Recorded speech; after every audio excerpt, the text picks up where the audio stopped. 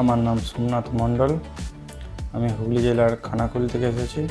এটা আমার genetic problem ছিল।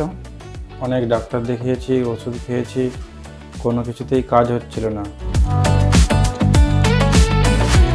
আমি যখন বাইরে বেরোতাম আমার একটা নিজেকে খারাপ লাগতো, খুব ভিতর থেকেই খুব নিজেকে কেমন লাগতো।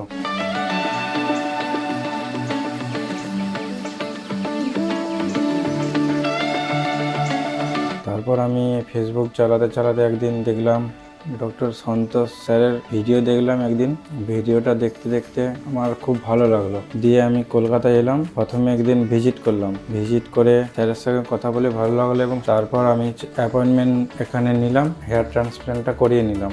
হেয়ার ট্রান্সপ্ল্যান্টে কোনো অসুবিধা নেই। প্রথমে একটু 2-5 মিনিট ব্যথা হচ্ছিল, তারপরে আর কিছুই হয়নি। এখন তো খুব আমাকে ভালোই লাগছে ট্রান্সপ্ল্যান্টটা করে। এবং স্যার তো খুবই ভালো, স্টাফেরও ব্যবহার খুবই ভালো।